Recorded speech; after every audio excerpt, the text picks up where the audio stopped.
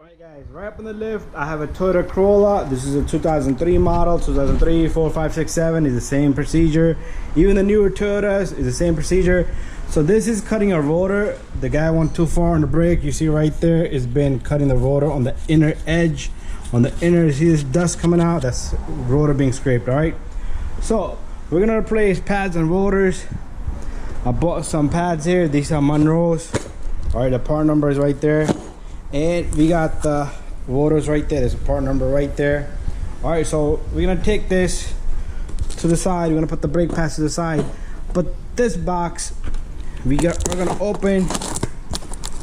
Alright, let's open this box. Inside, you're gonna have discs similar to this.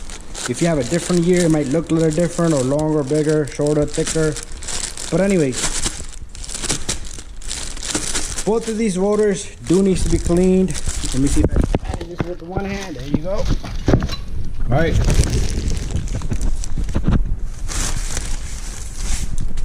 So this rotor has oil on it, right? They put this on to protect the coating of the brakes, the rotor from getting rusted. So there's the rotor. It's gonna be the similar, always match it up. So we're gonna replace this rotor on this Corolla. This is a 2003 model. If you have 2003, 4, 5, 6, 7, it's a similar procedure, right guys? All right, so I got my rotor back here. You do need a clean cloth, and you need a brake cleaner, parts cleaner. For both rotors, you need to prep these, all right? So pretty much, you take this cleaner and you spray all around, all right? A lot of people like to use hot water. That's okay too. I believe hot water is a good way to clean the rotor, right? Usually I leave this area just the way it is, so at least they have some kind of lube on the rotor. Same thing on the inner side. You could do once, you could do twice, but if you think it's clean, guys. All right, there you go. This has a very thin layer, but if you need to do it again, you can spray it again, clean it again. All right, what I like to do is when I'm done, I will clean it one more time. Sometimes you have grease in your hands and you'll put that on. But anyways, let's take this and first dismantle the car, and then we'll put this on. All right guys, so first thing first, what I did is I turned the steering wheel a little bit this way so we can have a better angle, and that's all I did. So we're gonna remove this 14 right here first, all right? And we're gonna pick this caliper up, slide the pin out, and put the caliper up over here. And then we can compress it from there on. All right, so I do need a number 14. Let me go get that. So let's take this number 14 here. Counterclockwise, if you have a ratchet that has on and off button, so have it on off. And you simply hit that, tap it, and this bolt comes right out, right? We do not need to take out the top one because we have a long line here, right? This is a long line. Some cars, they will have attachment here. Then you need to, because you do not want to force it or damage it, all right? Notice this line is straight, all right? A lot of people, when they put it back, they put it here, but then they take the caliper, and you notice the line now? I don't want to wiggle it too much, but they'll have a small little pinch to it, which is no good like that, all right? That's gonna damage, that's not gonna let first of all, the hydraulic fluid flow through.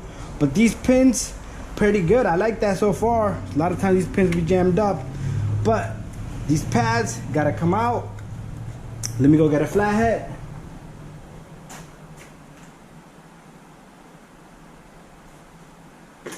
All right, couldn't find the flathead, but I got something close to it. All you need is something that's gonna push that brake pad out. You see how it was scraping? He went way too far on the brakes. Pull out both brake pads. There you go. This one is almost done, almost near the end. Anyways, we need to take out the number 17s back there. So there's a number 17 here, and there's a 17 up above, all right? Let me put my light here. That's better right there, much better. All right, so I'm gonna have to get an impact gun because that's how I take out those bolts. I do not want to struggle with those bolts. All right, so let me get my impact gun ready. All right guys, here's my impact gun. Also, we're gonna go reverse procedure, meaning counterclockwise, which is off. I like to leave this bolt a little bit in because you do not want this one to come out and hit you on the hands. All right, There you go, the bracket's loose. Take this off. And then take that one off.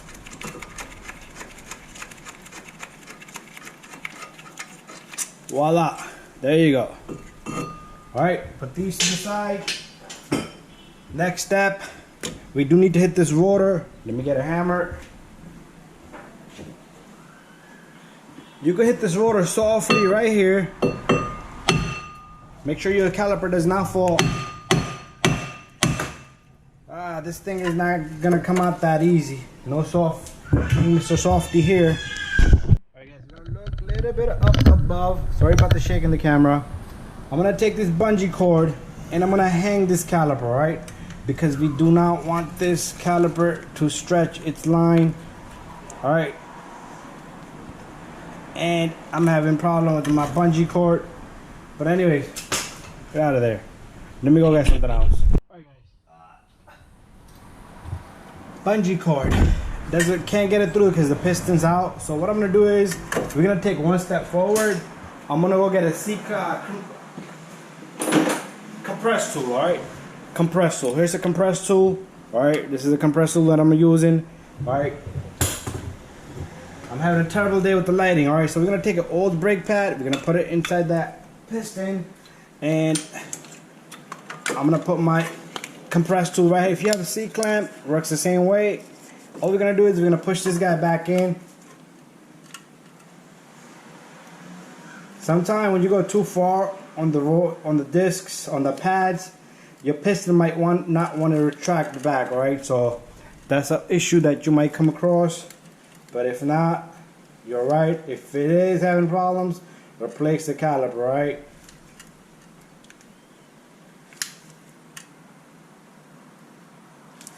Alright, so this is going in pretty good. I'm just not forcing it too fast. Slowly is okay.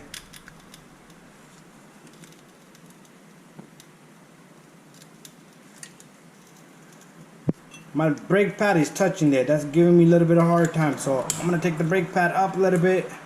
There you go. That's better. I think I gave a little bit of too much energy to this guy. Anyways, my piston have retracted back. Right. Let me see if I can get my bungee cord right through that hole now. There you go. Perfect.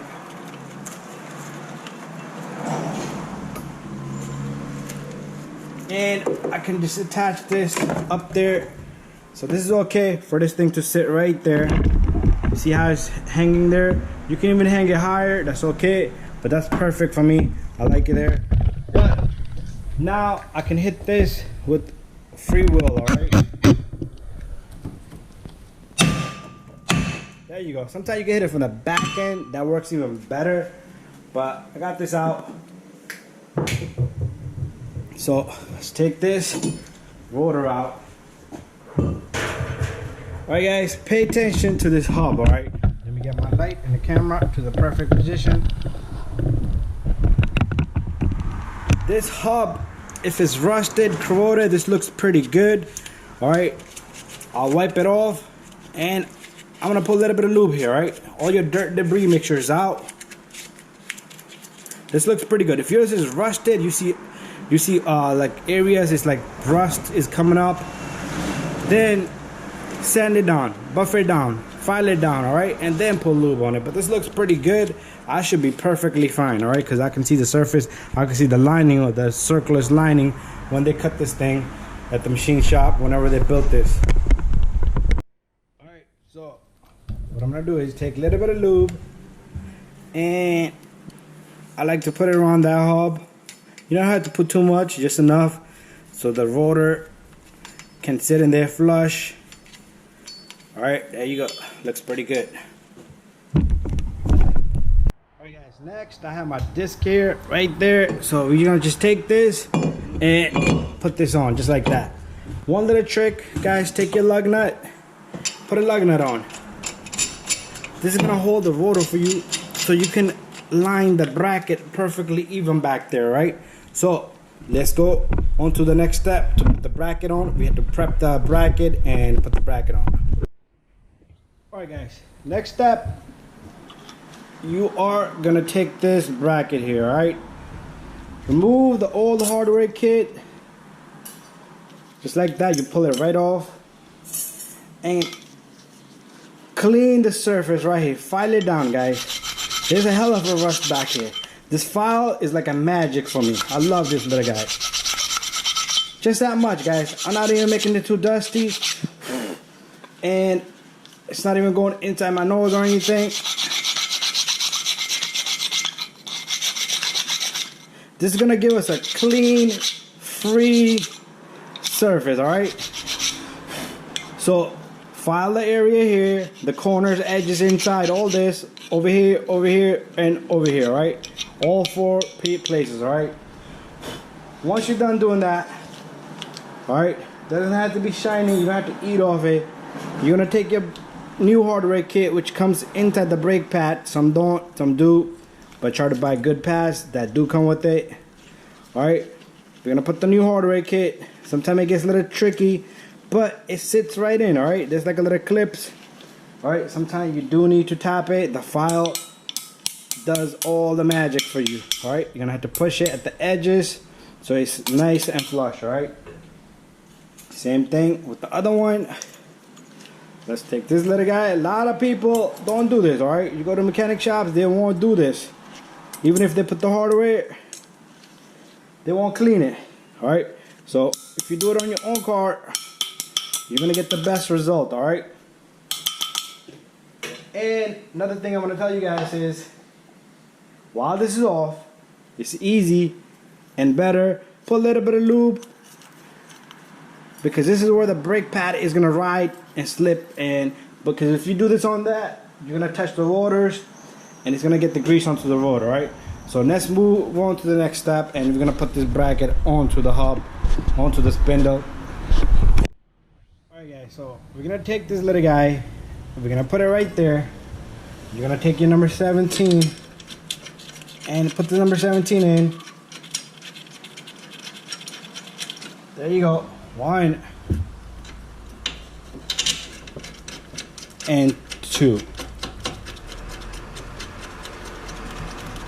Bada bing, bada boom. Alright. Next thing I'm gonna also do while we're here, before I tighten that, because I am gonna torque that and I'm gonna come back. But take out these pins, alright? If they don't have grease on it, you're gonna have to do some magic work. But if yours are pretty good, clean them off and put grease on it, alright? That one looks clean, it's shiny, guys. You can wipe it off with a rag or something, but that one looks shiny, so I'm gonna leave that alone. But I am gonna add a little bit of high temperature grease to this right here. This is good right here. Silicone grease, you can pick it up for like 30 bucks, 20 bucks in your parts department. But this is it, guys. So let me tighten those bolts. I do torque them. They're like almost like 50, 60 foot-pounds. I have to check on my computer, and I'm gonna tighten those. And I'm also gonna tighten these, alright? But you might not see me do it because I do torque them, alright? Alright guys, there you go. My brake caliper is nice and tight. Let me bring up my camera a little bit. There you go, that looks much better. Alright, next step, let me get my brake pads ready. Alright, they're gonna come in a little package. Use old hardware if you need to break that package out.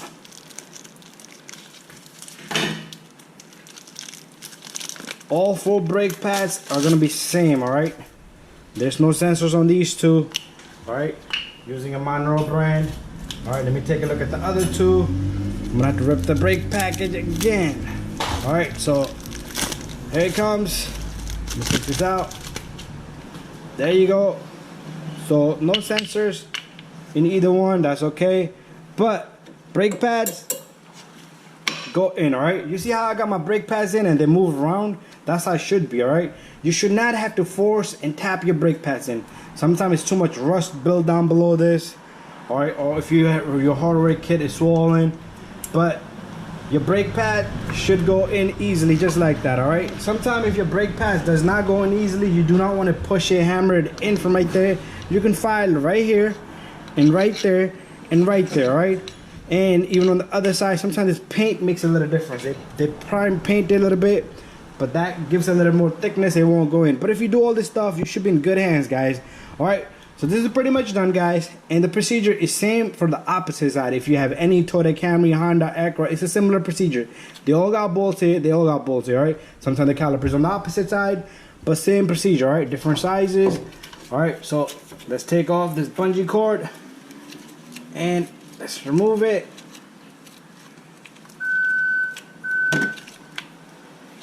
Now I want you to pay attention to this line. You see how that line a little twisted? Make sure your line is nice and straight, just the way we took out, right? And this should start going smooth and easy. And this bolt I'm gonna snug, and then I'm gonna torque it later on. But this little guy, make sure you have it in perfect angle. All right. Good thing about this will not turn with it because it pit stops it. So let me snug it, and then I'm gonna torque it, guys. But the job is done, guys. Thank you for watching. Don't forget to subscribe, share, and like all of my videos. And bye-bye. And if you have any question about any car, any type of repair, send me a message, all right?